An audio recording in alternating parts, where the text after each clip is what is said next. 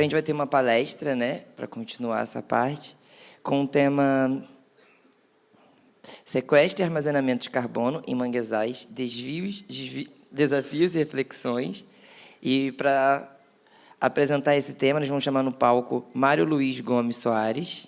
Ele é doutor em oceanografia, professor da UERJ, onde coordena o Núcleo de Estudos de Manguezais, colabora com o Painel Brasileiro de Mudanças Climáticas, atua nos temas de ecologia em manguezais e efeitos que o sistema pode sofrer às mudanças climáticas. Pode vir, Mário. Já está com o microfone. Obrigado.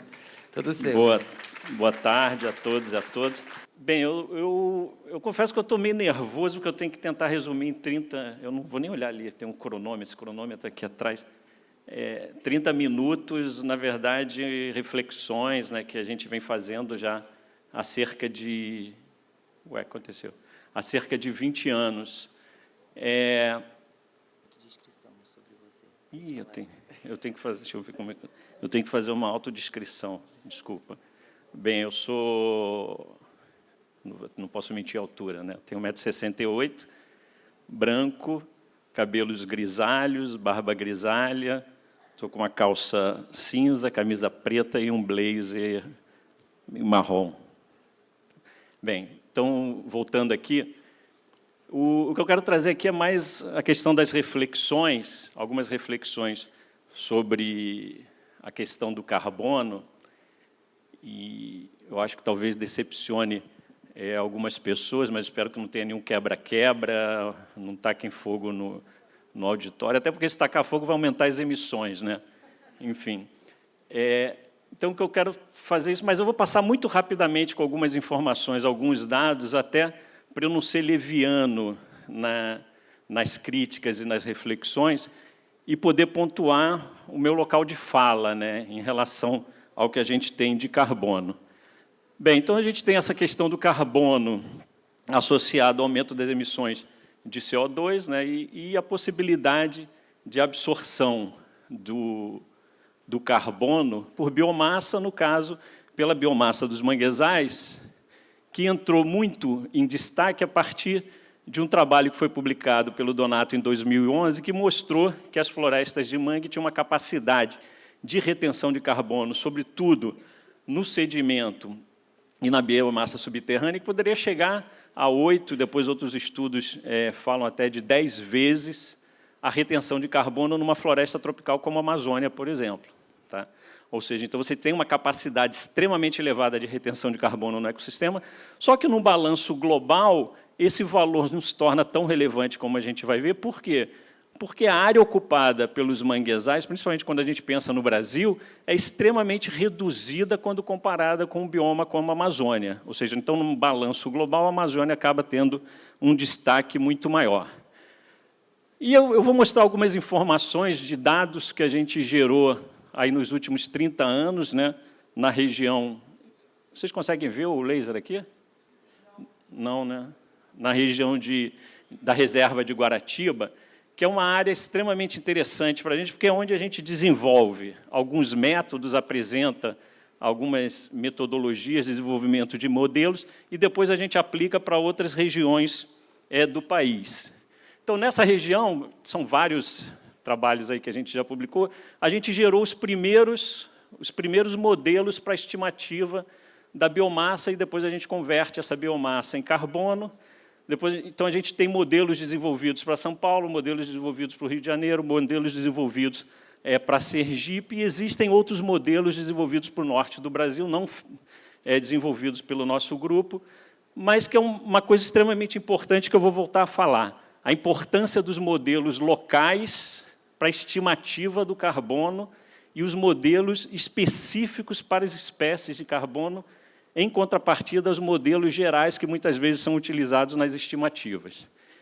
E um marco importante, esse, na verdade, foi a primeira comunicação sobre carbono, estoque e sequestro de carbono, foi no COLACMA de 2007, estoque e sequestro de carbono no Brasil, foi no COLACMA, que foi realizado em Santa Catarina em 2007, foi uma estimativa preliminar, pensando no carbono apenas na biomassa acima do solo, E a gente chegou, ao longo desse tempo todo, a gente avançou, a gente foi refinando, e a gente chegou à possibilidade de ter todos esses reservatórios. Então, a gente vê, não adianta eu apontar aqui, a gente vê os reservatórios em diferentes zonas do manguezal, do carbono armazenado na biomassa acima do solo, na biomassa subterrânea, no sedimento, os fluxos através de absorção, a queda de carbono através da produção de detrito e a exportação de carbono para o estuário. Ou seja, então a gente consegue fechar em Guaratiba um modelo bastante completo desse fluxo e da dinâmica desse carbono. Ué. Não está avançando. E a gente fez um primeiro exercício, isso aqui também é uma das reflexões que eu vou fazer, é a questão da mercantilização do serviço. A gente fez um exercício para a região da Reserva Biológica de Guaratiba, pensando única e exclusivamente no carbono armazenado da biomassa acima do solo. Lembrando, então, que existe uma proporção muito maior no sedimento, e a gente fez uma quantificação de quanto que isso representaria para a reserva biológica, onde a gente teria cerca de 3 milhões e 500 mil dólares armazenados em carbono apenas na biomassa acima do solo. A gente pode multiplicar isso aí, talvez, por 2 vezes e meia, para chegar ao total. E a produção, através da absorção, de cerca de 500 mil dólares por ano. Ou seja, eu fico imaginando um gestor, ainda mais nessa reserva que eu já fui gestor, receber 500 mil dólares por ano para fazer a gestão de uma área de proteção. Ou seja, então isso é extremamente sedutor, né, para qualquer gestor e para qualquer capitalista, digamos assim. Deixa eu ver, não está avançando. Aí. E a gente chega, então, nesse momento, com um conhecimento bastante bom, digamos assim, e, sobretudo, pautado muito no desenvolvimento de métodos, né? O nosso grupo prima muito por isso, né? De refinar os métodos de estimativa, as possibilidades de estimativa, e não simplesmente de fazer a estimativa. E a gente expande, então, esse produto para todo o litoral brasileiro. Aqui na figura ao lado, a gente vê as áreas que são monitoradas pelo grupo, desde Santa Catarina até o Pará, e ali eu tenho a estimativa, não é estimativa total, é uma estimativa apenas na biomassa, do carbono armazenado em cada uma dessas regiões. Ou seja, então a gente começa a ter um avanço e um conhecimento bastante bom do carbono armazenado em manguezais do Brasil. E, mais recentemente, ou seja, em 2021, a gente entregou, na verdade, esse relatório para o governo do Estado do Rio de Janeiro há 2 semanas, a gente fez a estimativa, e agora sim uma estimativa completa, do estoque de carbono em todos os manguezais do Estado do Rio de Janeiro, considerando todos os compartimentos: biomassa acima do solo, biomassa subterrânea e sedimento. Ou seja, a gente pode dizer que o Rio de Janeiro é o primeiro estado que consegue fazer um inventário detalhado, bastante rigoroso, do estoque de carbono em todos os seus manguezais. E o diferencial, mais do que simplesmente fazer o estoque, o que a gente faz nesse estudo é montar um banco de dados onde a gente consegue ter a estimativa do carbono armazenado em diferentes escalas espaciais. Então, eu posso pegar o carbono armazenado em cada um dos municípios do Rio de Janeiro, em cada um dos sistemas, Baía de Sepetiba, Baía de Ilha Grande, Baía de Guanabara, Norte Fluminense, em cada uma das unidades de conservação ou em agrupamentos desses recortes todos.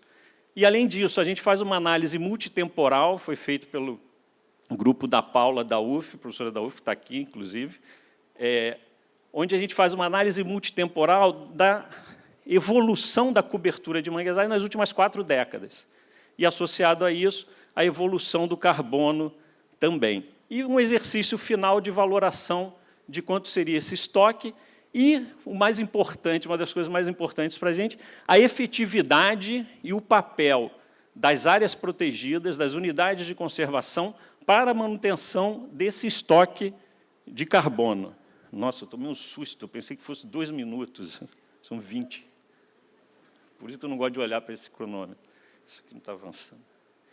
E a gente chega é um resultado médio, né? A gente tem um resultado detalhado para cada região, como eu falei, e a gente faz um resultado médio para cada um dos grandes sistemas, né, as baías, a Baixada Norte Fluminense e o Norte Fluminense, onde a gente tem um estoque de carbono por hectare oscilando entre 400 e 500 toneladas por hectare de carbono. E alguns resultados que eu gostaria de destacar aqui: primeiro, alta capacidade de armazenamento, que não é nenhuma novidade. O fato do carbono estocado, cerca de 85% está estocado no sedimento e na biomassa subterrânea. O estoque total de carbono, que a gente chega a cerca de 6, quase 7 milhões de toneladas de carbono. É importante a gente não se prender a esse valor. Por quê? Porque no projeto seguinte que a gente já fez, a gente já refinou também esse valor. Ou seja, a estimativa do carbono, é importantíssimo isso, a estimativa do carbono é um processo permanente de melhoria e de refinamento. Ou seja, então, hoje a gente tem trabalhos e trabalhos sendo publicados, um publica a estimativa do Brasil, a estimativa do mundo, aquelas coisas megalomaníacas, mas na semana seguinte já sai outro. Ou seja, então, você começa a se perder nessa quantidade de estimativas. Eu vou mencionar isso mais nas reflexões finais. E o importante, no meu ponto de vista, né, particularmente para mim, não é o carbono simplesmente armazenado, mas são as emissões evitadas, ou seja, essas cerca de 7 toneladas de carbono conservadas no manguezal. Se esse manguezal é destruído, representam a emissão de cerca de 25 milhões de toneladas de CO2. Ou seja, então, mais importante do que a gente pensar na manutenção simplesmente de um processo de sequestro e armazenamento é a capacidade de manutenção desse carbono preso, evitando novas emissões. E as unidades de conservação representam grande parte do carbono estocado. A gente vê ali, cerca de 46% do carbono está em unidades de uso sustentável e 22%, ou seja, cerca de 68% do carbono está dentro de unidades de conservação, mostrando a importância do sistema de unidades de conservação para a manutenção e de evitar a emissão de novas quantidades de CO2. E o mais interessante, a gente vê no gráfico lá em cima, é a importância da Baía de Guanabara, ou seja, cerca de 60% de todo o carbono armazenado em manguezais do Rio de Janeiro está na tão sofrida Baía de Guanabara, ou seja, mostrando que mesmo sob toda a pressão, ela ainda exerce um papel fundamental na manutenção de carbono em manguezais do estado do Rio de Janeiro. Mais adiante, a gente fez um outro estudo que foi específico para a Baía de Guanabara, foi financiado pelo Fumbio, onde a gente analisou o carbono naquelas 3 unidades de conservação, 2 unidades federais, a Estação Ecológica da Guanabara e a APA, Área de Proteção Ambiental de Guapimirim, e o Parque Natural Municipal Barão de Mauá, que eu vou trazer rapidamente. A gente chegou aqui a umas estimativas, né, cerca de 2 milhões de toneladas de carbono na APA, 730 e poucos mil toneladas na ESEC. Aqui está relacionado, basicamente, a extensão, né, uma área muito maior na APA, então a gente tem muito mais carbono armazenado ali, e o Parque Municipal, uma área um pouco menor e mais recente, porque ele foi fruto de um processo de restauração. Ou seja, só em 2012 foi criada a unidade de conservação. Tá? Mas aí eu quero destacar aqui, esse aqui, novamente, o trabalho que a Paula fez, a evolução da área de mangue na Baía de Guanabara, que a gente observa lá. De 1985 para 2020, houve um aumento de 5 mil hectares para 8 mil hectares, sendo que de 4 mil hectares em 1985 na região que hoje é a APA, a Estação Ecológica, para 6 mil. Isso aqui se deve ao seguinte, não é simplesmente falar está tudo bem com a Baía de Guanabara, é exatamente o contrário. Alguém falou, eu acho que o Pedro falou em algum momento ontem, a história, ou foi a Tatiana, melhor dizendo, a história da criação das unidades de conservação. Na verdade, esse processo de aumento se dá pela criação da APA Guapimirim, que depois foi desmembrada em Estação Ecológica. Ou seja, a partir do momento que você reserva esse espaço, garante esse espaço como uma unidade de conservação, o manguezal começa a se recuperar, começa a aumentar a área dele e ele começa a crescer e aumentar a sua complexidade também. E o mesmo ocorre a partir de 2012, que a gente tem o dado de 2015, para o Barão de Mauá, ou seja, praticamente era 0, passa a 87 hectares, ou seja, um processo de recuperação, mostrando que a gestão, através de unidades de conservação, é uma estratégia extremamente interessante para a manutenção de estoques de carbono em florestas de mangue. E aí eu faço um exercício aqui, que as estimativas são estimativas bem grosseiras do Elmo Amador, né, de cerca de 250 quilômetros quadrados de manguezais na Baía de Guanabara, que é a cobertura original. Em 2020, a gente tinha cerca de 90 quilômetros quadrados, sendo que 69 quilômetros quadrados, ou seja, 77% dentro de unidades de conservação. Ou seja, mostrando a importância dessas unidades de conservação. E se a gente refletir que, associada a essa perda de 250 quilômetros quadrados para 90, houve uma perda não apenas de área, mas uma perda de qualidade, ou seja, o sistema degradado, a estrutura dessas florestas é uma estrutura que não é a estrutura que deveria ter de um sistema saudável. Se a gente pensar nisso e fazer um exercício, lá em cima eu tenho os estoques que eu falei, as emissões equivalentes de CO2 equivalente, do lado da APA Guapimirim, da ESEC do Parque e a Baía de Guanabara, e aqui o exercício que eu fiz de quanto representa essa redução de área de manguezal e de complexidade em termos de emissão de CO2 na história de degradação dos manguezais da Baía de Guanabara. O que eu quero dizer? Que, simplesmente pela supressão de manguezais, a redução de área, houve uma emissão. Óbvio que isso é só um exercício para a gente ter uma ideia da ordem de grandeza, né? Quando você degrada o manguezal, a emissão não é imediata, sobretudo do que está no sedimento. Mas é só para a gente pensar a ordem de grandeza disso. Ou seja, a área perdida equivaleria a cerca de quase 30 milhões de toneladas de CO2 emitidos. Ou seja, 2/3 dos manguezais da Baía de Guanabara, praticamente, foram perdidos. E aqueles manguezais que se mantiveram com uma estrutura que não é a estrutura de um manguezal saudável, ou seja, a redução da característica estrutural deles, equivale a uma emissão de cerca de 1 milhão de toneladas de CO2. Então, mostrando que não só a supressão, mas a degradação do sistema contribui para a emissão ou redução dos estoques de carbono nesse ecossistema.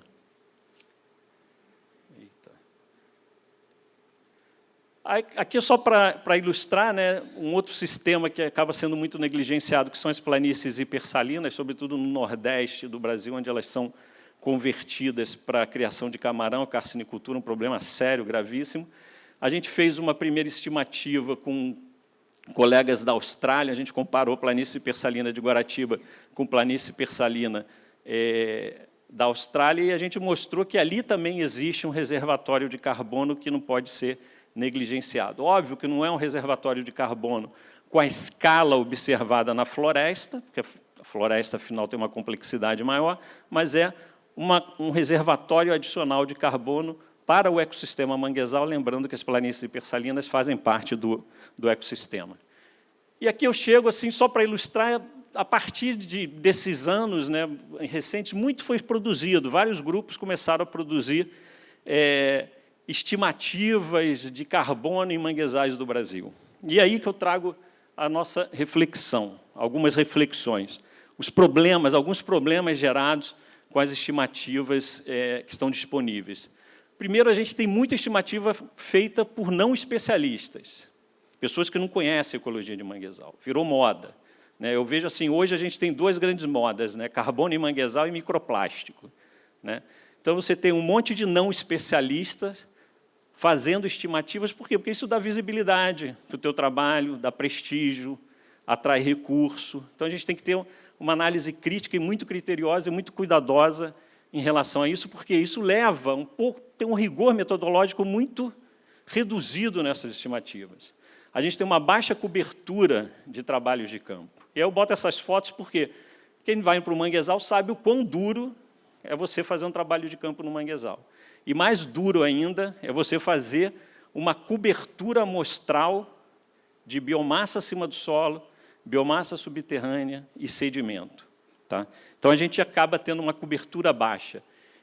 Esse baixo número amostral leva ao quê? Uma estimativa baseada, primeiro, em modelos inadequados, ou seja, a gente tem muitos modelos bons, que são modelos globais, mas que não são tão precisos quanto os modelos que são feitos para determinado local e para as espécies locais. Não quer dizer que eles estejam errados. Eles não são tão precisos, isso é um problema. E a utilização de dados, esse é um problema principal, a utilização de dados de outras regiões, sobretudo para as estimativas da biomassa subterrânea e do sedimento. Então, eu vou fazer a estimativa do estoque de carbono em determinada região, pego o dado de outra região. Isso é um erro extremamente grave. E aqui eu mostro por quê. Lá, aquela figura do lado, é quando a gente fez, foi a primeira estimativa de biomassa, foi publicada, acho que em 2017, que foi a tese do Daniel. Para a gente poder desenvolver um método que fosse viável de ser replicado em larga escala, a gente teve que fazer uma estimativa detalhada. O que foi essa estimativa detalhada? Foi estimativa com base em trincheiras. Então, a gente pegava e fazia uma trincheira de 1 metro cúbico. 1 metro cúbico são 1.000 litros. 1.000 litros de água pesa 1 tonelada. Imagina 1.000 litros de lama. Então, a gente tirava toda a lama dessas trincheiras, não era uma, eram várias trincheiras, fatiava, igual o trabalho de arqueologia, a gente ia tirando de 10 em 10 centímetros, até 1 metro, pegava toda essa lama separada, triava, pegava as raízes, separava essas raízes por diâmetro, para ter as raízes finas, as raízes grossas, e comparava esse resultado depois com um método muito mais prático, que é a realização de testemunhos, para poder ter a certeza de que eu não precisaria fazer trincheiras no Brasil todo para estimar carbono, que ninguém consegue. Mas o que eu quero dizer com isso? Essa complexidade, essa dificuldade no desenvolvimento do método, na aplicação do método e no trabalho para a amostragem, leva a esse problema da utilização de dados de outras regiões. E aí eu dou um exemplo aqui num trabalho que foi publicado pelo Rovai, que ele não utiliza um dado de biomassa subterrânea, ele optou por não fazer a amostragem da biomassa subterrânea e utilizou um fator de 0,5 em relação à biomassa aérea. O que ele quis dizer com isso? Que a estimativa do carbono na biomassa subterrânea seria metade da biomassa aérea. E a gente viu em vários trabalhos, inclusive nos dados do Brasil, que essa relação é extremamente variável. E ela não é só variável, como o mais comum é que a biomassa subterrânea seja maior que a biomassa aérea. Então, se a gente adotar, eu fiz um exercício bastante conservador de considerar a relação de 1 para 1, isso implicaria numa subestimativa de 32 milhões de toneladas de carbono, que é apresentado por ele, nos manguezais brasileiros. Ou seja, é um valor extremamente alto, só para ilustrar essa questão da cobertura amostral. E aí, para fazer outra ilustração, o fator de conversão, que está lá em cima, aquele amarelo, como que a gente faz, no caso da biomassa aérea? A gente tem um modelo, aqueles modelos que eu mostrei, eles não estimam o carbono, eles estimam a biomassa. E a biomassa tem tudo, não é apenas carbono. E a gente depois usa um fator de conversão, ou seja, o percentual daquela biomassa que é composta por carbono. Até isso a gente desenvolveu, ou seja, quais são os fatores de conversão locais para o Brasil, para o Rio de Janeiro, para a gente não utilizar fatores de conversão que são aplicados globalmente. A utilização de um fator local em lugar de utilizar um fator global representa uma estimativa mais precisa, no caso dos manguezais do Rio de Janeiro, de 390 mil toneladas de carbono. Ou seja, eu não estou preocupado com os valores, estou preocupado com a ordem de grandeza para mostrar para vocês, em cada etapa, a aplicação de um método um pouco mais preciso ou menos preciso altera completamente o resultado do que a gente vai ter de estimativa. E, por fim, não considerar a variabilidade espacial dos manguezais é um problema que a gente observa em várias estimativas.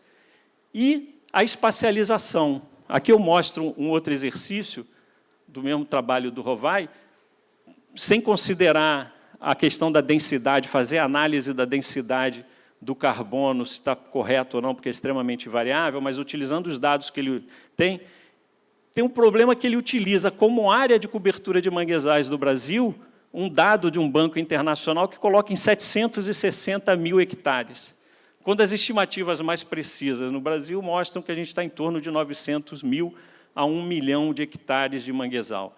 Isso representa também uma subestimativa de 322 milhões de toneladas de carbono. Isso é um problema sério. Por quê? Porque você está subestimando o valor do serviço do ecossistema, simplesmente com a aplicação de um dado base que não está tão preciso, né? Então, essas são algumas reflexões que eu queria trazer em termos de metodologia de estimativa.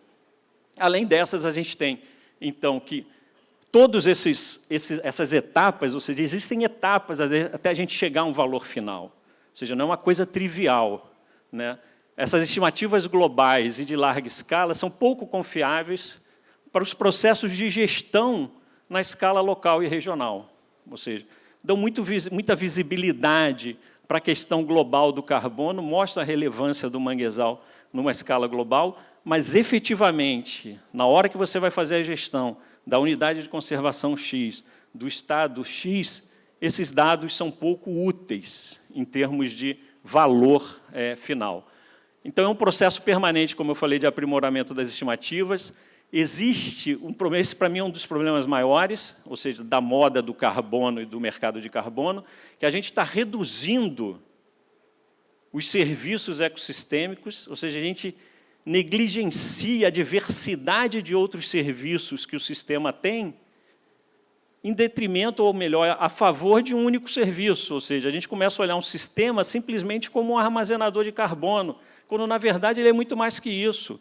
Ele é um sistema que tem uma diversidade enorme de serviços, sejam serviços ecológicos, sejam serviços sociais, sejam serviços econômicos. Ele fornece muito mais do que simplesmente armazenar carbono.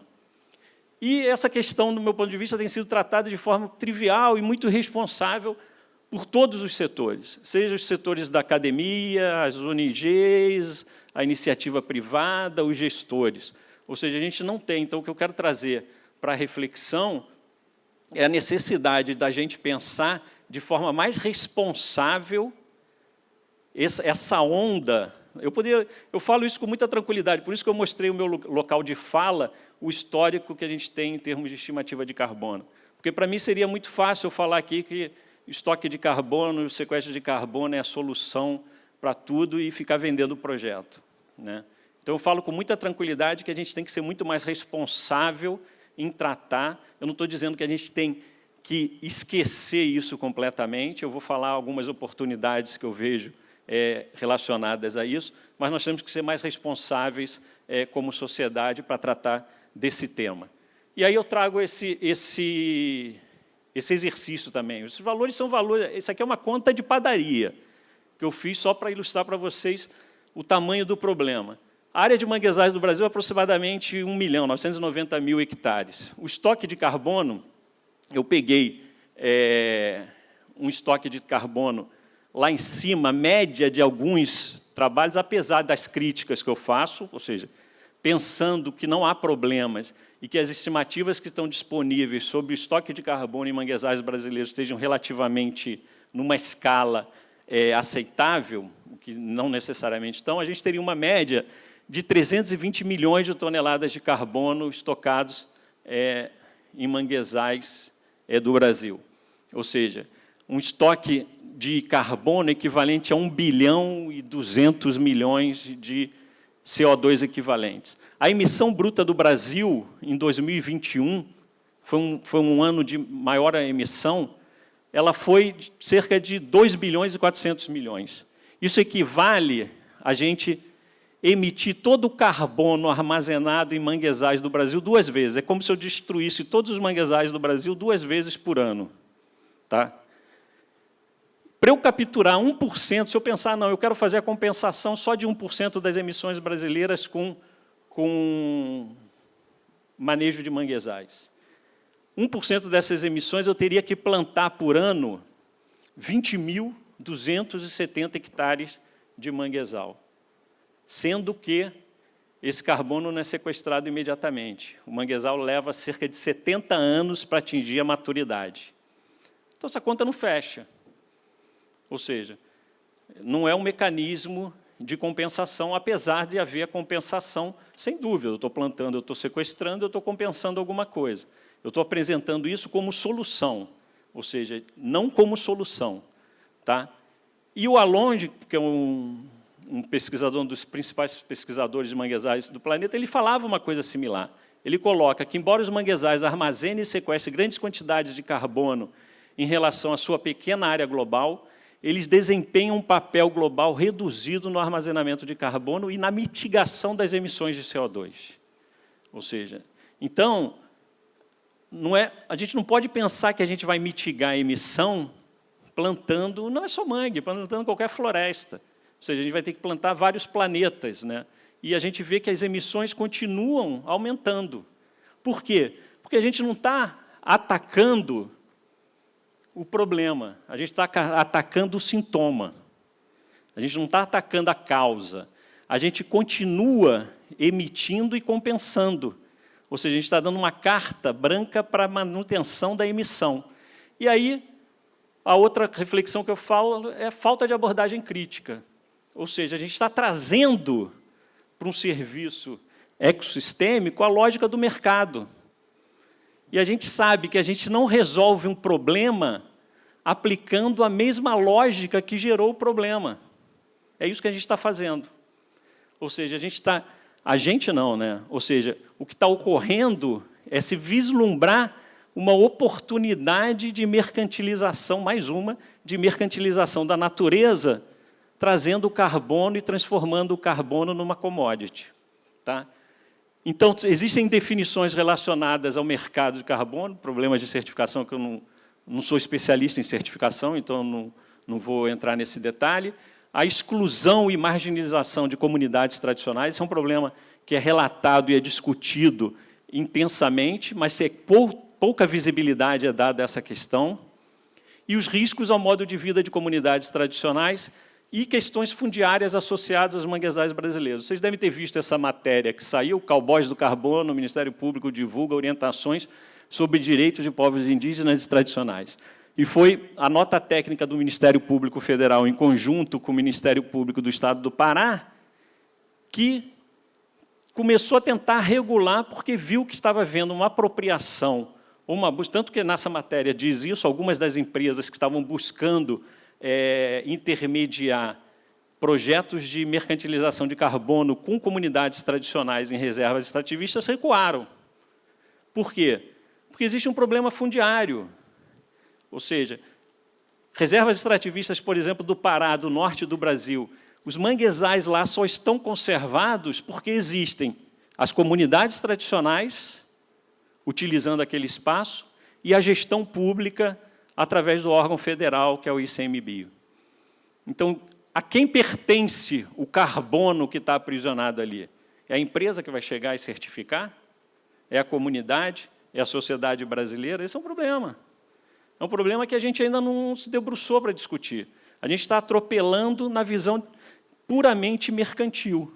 E aqui eu coloco, né, então, a Carta de Belém, foi é um grupo que realmente reúne comunidades tradicionais, pescadores, quilombolas, indígenas e tal. Eles colocam no seu documento principal, nesta carta vimos a público manifestar nossa reivindicação que o governo brasileiro rejeite a utilização do RED como mecanismo de mercado de carbono, que o mesmo não seja aceito como compensação às emissões dos países do Norte. Ou seja, muitos projetos dizem que estão gerando riqueza para comunidades tradicionais, mas por que as comunidades tradicionais estão reclamando? Então, alguma coisa está errada. E aí a Viviane, que está aqui também, professora da UF, fez a tese dela em 2014, já nem me lembro o título, deixa eu ler ali. Para onde vamos com o sequestro de carbono, a rede sociotécnica do carbono assimilado por manguezais, que faz uma análise.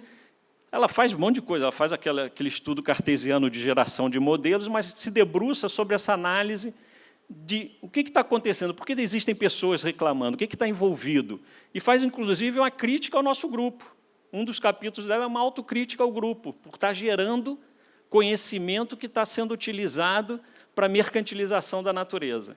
Inclusive, a tese dela foi premiada, né, pelo Prêmio CAPES, lá na área de meio ambiente. Então, é uma análise crítica que a gente tem que se debruçar e a gente tem que pensar que nem tudo são flores. Ou seja, a gente tem que ir devagar, com calma, porque existe muita coisa em risco e muita coisa em jogo. Mas, para não ficar numa coisa catastrófica, existem algumas oportunidades que vêm dessa onda do carbono. Uma é a valorização, eu não estou dizendo valoração, não é valor, é valorizar o sistema, ou seja, a visibilidade que começou a se dar a esse sistema, a possibilidade de fortalecimento nessa onda da conservação dos manguezais, a possibilidade de restauração de manguezais degradados. Por quê? Porque eu não estou querendo dizer que não tem que restaurar e que o carbono que está sendo gerado nessa restauração não tem que ser considerado nesses processos. Eu estou dizendo que isso não pode virar a mola mestra desse sistema, mas existem oportunidades, como, por exemplo, a inserção das comunidades tradicionais no debate e nas práticas. Eu me lembro que eu comentava, eu discutia, eu estava avançando muito nessa discussão com o saudoso Vergara, né, no norte do Brasil, que era de permitir a apropriação das comunidades das reservas extrativistas dos mecanismos e das ferramentas de quantificação e de monitoramento de carbono nas suas áreas, nas suas reservas. E a possibilidade de uma estruturação de redes mais amplas e diversificadas, unindo academias, comunidades tradicionais, setor público, setor privado e ONGs, que é o que a gente tem observado e é o que a gente está vendo aqui. Hoje a gente tem um congresso que une todos esses grupos e é uma oportunidade que a gente não pode perder. E o mais importante, não mais importante, mas tão importante quanto os demais, é o foco na emissão evitada. Ou seja, o sistema conservado, ele é extremamente rico em carbono e, por isso, ele tem que ser mantido para que novas emissões não sejam lançadas na atmosfera. Ou seja, a contribuição que o Brasil, como dos países com uma das maiores áreas de manguezal, pode dar em termos globais, em termos de redução de emissões.